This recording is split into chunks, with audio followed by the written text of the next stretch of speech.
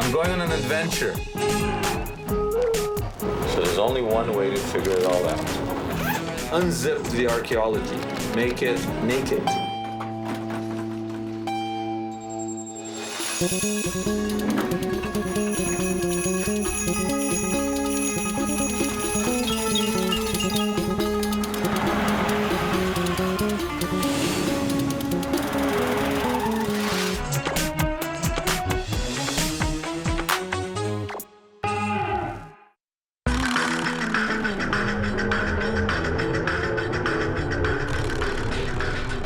Some names are puzzles, revealing more than the obvious. Take Jezebel. Ahab did. This is how her name was spelt outside of the Bible. It means virgin of Baal. Baal was a pagan god. The Bible didn't like pagan gods, and it didn't like Jezebel. So the biblical writers added one letter to her name. Now it means whore of Baal.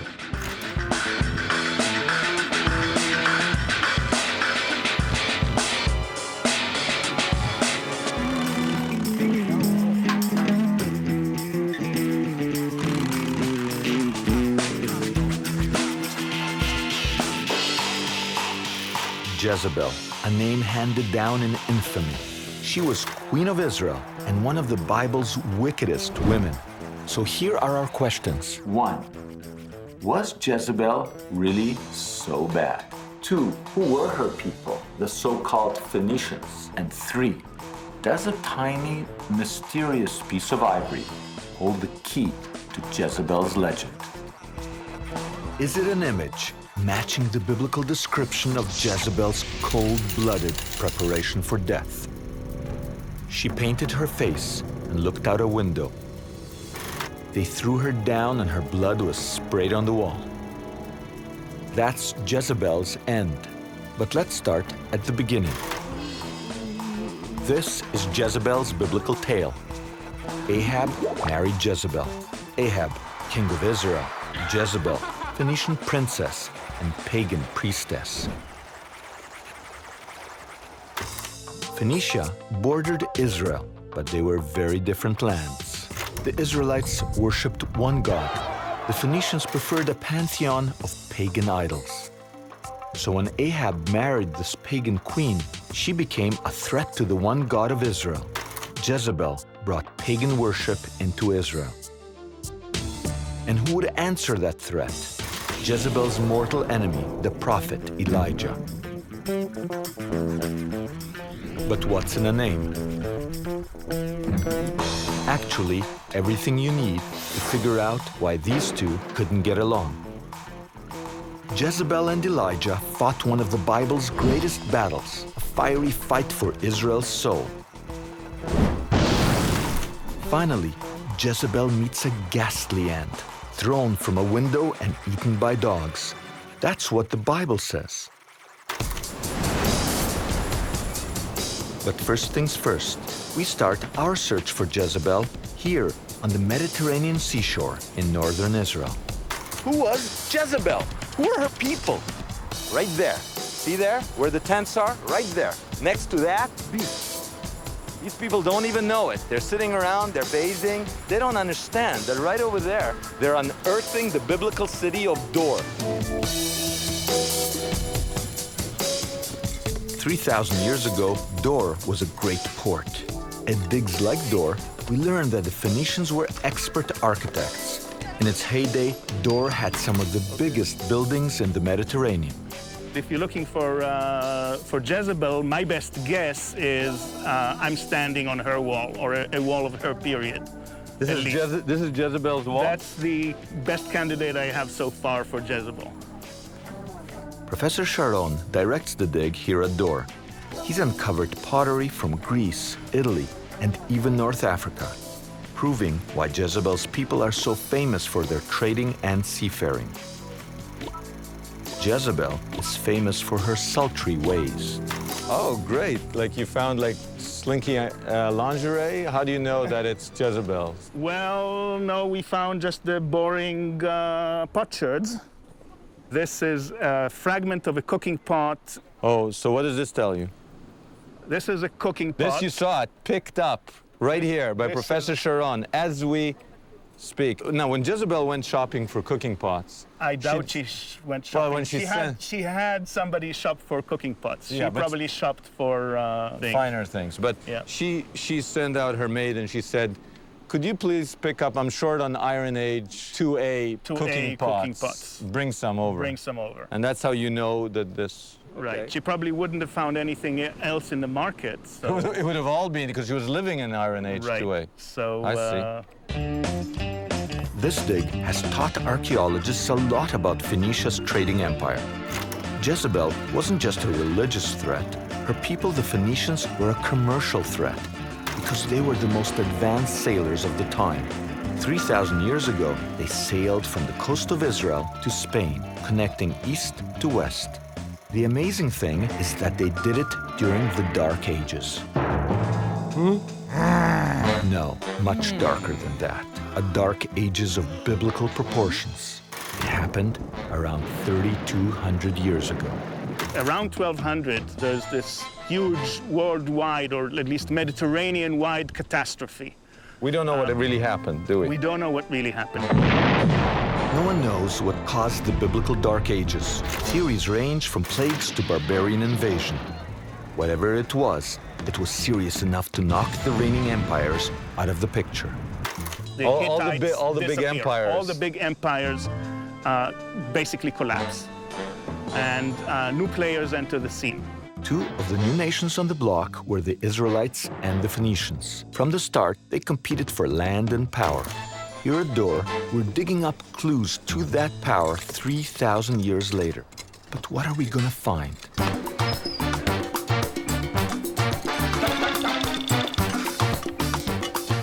Archaeology is made up of bits of pottery.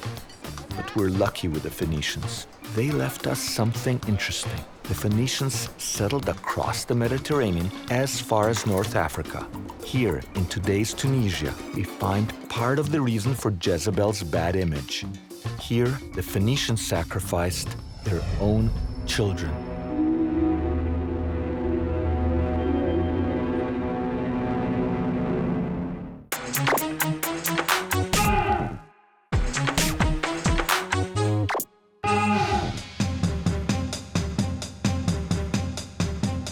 The Phoenicians set up colonies as far as North Africa, founding the famous city of Carthage in today's Tunisia. Carthage later grew powerful enough to challenge Rome itself. But here in Tunisia, we uncover part of the reason why Jezebel's clan has such a bad image. On these altars, Jezebel's people sacrificed their own children.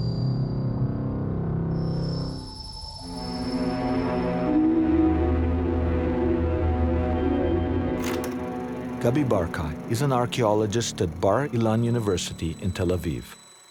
The very fundamental and basic thing of Phoenician cult is human sacrifice. Human sacrifice existed among the Phoenicians till quite a late period of time. We have TOPHET structures where children and babies were sacrificed in different centers of the Phoenicians. TOPHET, Phoenician altar where children were sacrificed to the god Baal. But is this story true? Professor Gilboa says no. She says these ghastly tales are part of a slander campaign against Jezebel's people. The Phoenicians' great navy and trading power made them a threat, not just to the Israelites, but to the Greeks and Romans as well. So they made up a few nasty rumors. Actually, all our sources telling us about Phoenician child sacrifices are Greek and Roman, which didn't really like the Phoenicians. So you think they're just giving them a bad name? Basically, yes, and we don't really have, till now, any real But in Tunis, in Carthage, you find... there were child burials. The big question is whether those children were buried alive or dead. That's the big question, and no one really has an answer. Because if they were buried after death, then, you know, it's not a child sacrifice So we don't anymore. know. So we don't really know. Did the Greeks and Israelites make up these tales of child sacrifice, slander against powerful Phoenician rivals? Professor Barkai doesn't think so. Not only does he think the Phoenicians sacrificed their own children, but he says the Israelites followed this bad example. Look, the human sacrifice existed. Let us not cover our eyes and assume it did not exist. It existed. It was part of the practices of people surrounding the Israelites, and sometimes it penetrated among the Israelites as well. In Jerusalem, in the late 8th and 7th centuries BC, certain fractions of the civilization in Jerusalem, they practiced human sacrifices in this valley. They slaughtered children. The whole story of the binding of Isaac is an attempt to fight that phenomenon. Is the tale of Abraham and Isaac a general warning to the Israelites? Abraham bound Isaac to sacrifice him to God, but God said no. A cautionary tale? Don't act like the Phoenicians? Don't sacrifice your children? The Phoenicians didn't just influence the Israelites with violence. There was also sex.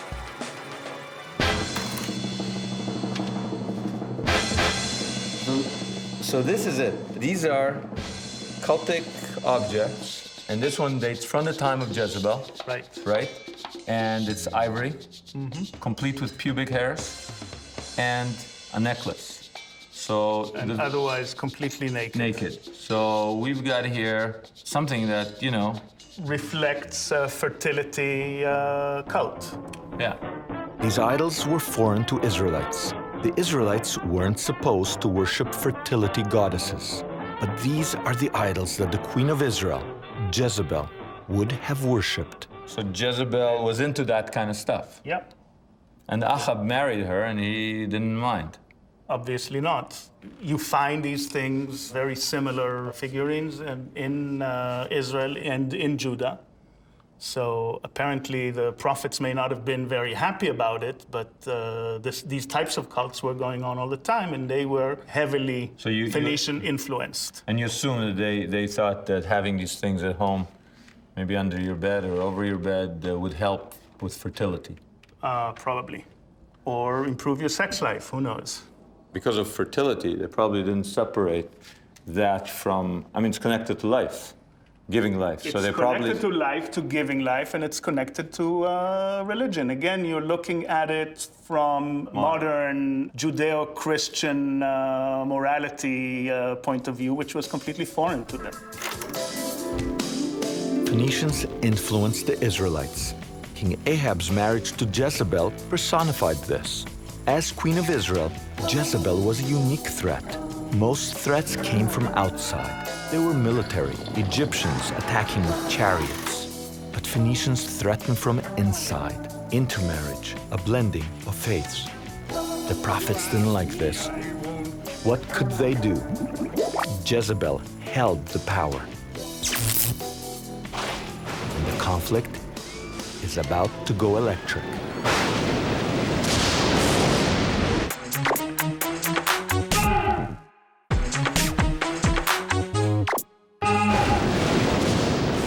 Jezebel held the power to bring pagan priests and altars into the Israelite kingdom. The prophet Elijah resented Jezebel's power over King Ahab. Dear, I think we ought to put a pagan altar over the window. It would make it more dramatic. Don't you think a pagan altar would be effective? But the Phoenicians' influence went way beyond Israel. In fact, we're still feeling it today. Here's a few good things the Phoenicians did for you. They gave us the word Bible.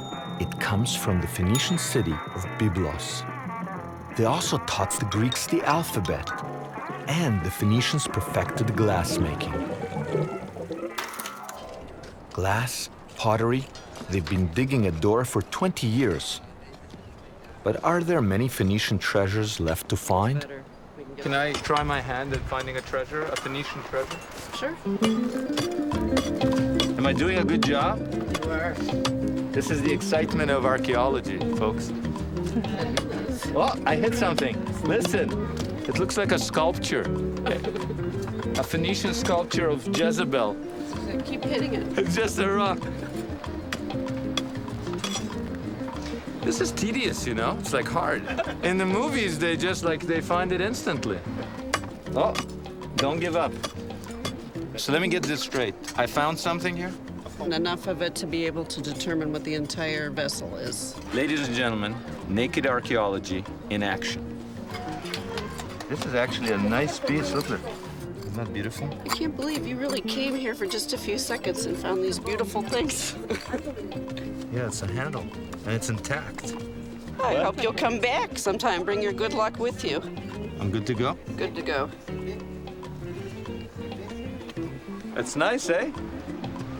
Simcha's treasure. Look at that. Hey? That's your cue. Could my treasure actually help fill in some of the Phoenician story? My treasure was quickly analyzed, and it turns out to be incredibly rare. The funnel you found up on the tail, here are its brothers.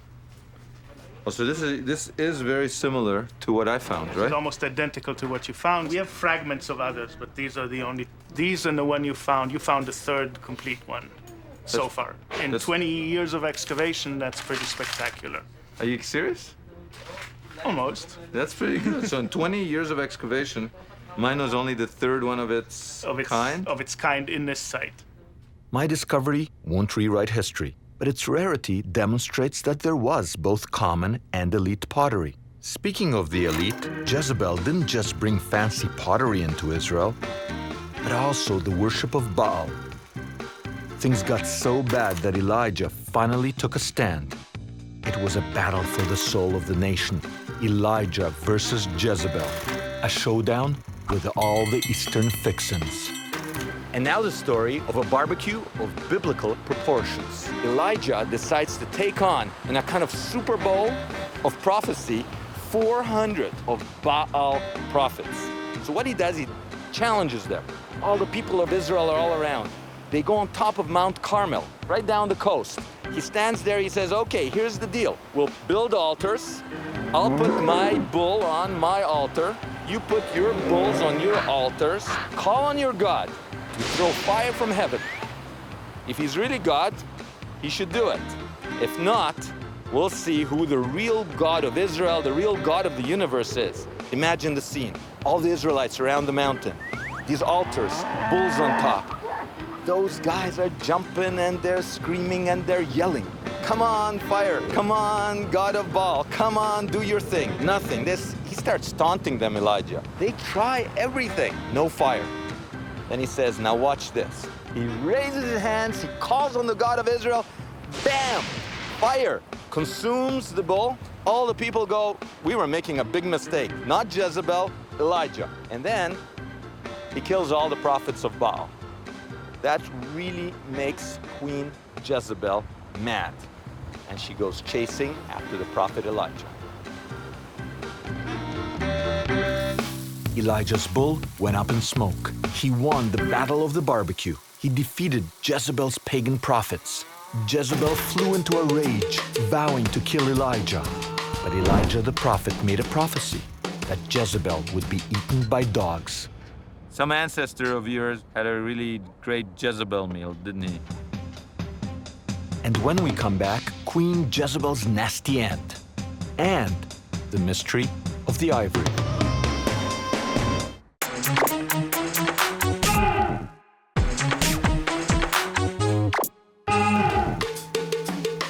Things have come to a head. Elijah and Jezebel fought one of the Bible's greatest battles. Elijah won. Jezebel swore to kill the prophet. But I will stop you. Then Elijah prophesied a nasty end for Jezebel. Dogs will eat the flesh of Jezebel, and the carcass of Jezebel shall be as dung upon the face of the field.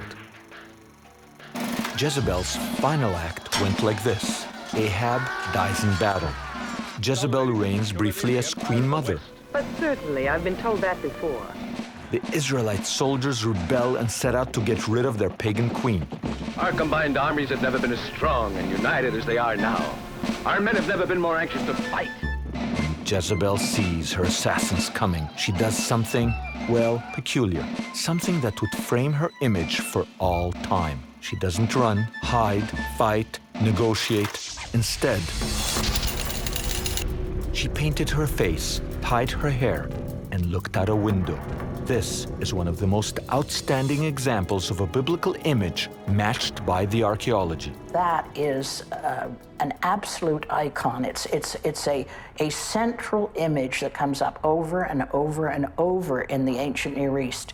The woman at the window. The woman at the window. Joanna Stuckey, professor of women's studies, York University. The Phoenicians, particularly, were expert ivory carvers. And we have found, I wouldn't say hundreds, but innumerable beautiful small furniture appliques and furniture designs that have the woman at the window. Professor Stuckey says our image of Jezebel as vixen comes from her final moment in that window. There isn't any evidence, at least that the way I read the Bible, of her being a sexual temptress until you get to just before her death, when she dresses up and stands on the balcony at the window. Well, what is that all about? Well, she has been interpreted by many scholars, especially in the 19th and early 20th century, as a prostitute, standing at the window looking for clients. In my opinion, she is not a prostitute. Now, what she is doing at the window is, I mean, there are a number of explanations. A queen displaying herself for the people to see her. A priestess displaying herself for the people to see her. A woman waiting for someone to come back. The goddess waiting for the dying god to return. I mean, there's a whole possible series of reasons. Does this mean that we've got Jezebel all wrong? She wasn't a temptress, after all? Are you saying it's not true? They were just totally boring inside those pagan temples? Well, they could have been having orgies, but they wouldn't have been prostitution, and they wouldn't have been orgies in the same sense that we talk about them. It wasn't true? It's not true? Well, I don't think so. Jezebel was like knitting? I always imagined her being quite the wild woman. I bet she was, with Ahab. That's one of the reasons he was keen on her. I bet she was really good. Okay. The biblical narrative solves the mystery of the woman in the window, framing Jezebel as a pagan priestess. Her fall from that window demonstrates the defeat of the pagans, the triumph of the God of Israel over Baal. Today, the Judeo-Christian world is so monumental, it's difficult to imagine how serious the pagan threat once was. But in the beginning, there was a woman powerful enough to threaten the very roots of the Judeo-Christian edifice. Such was Jezebel.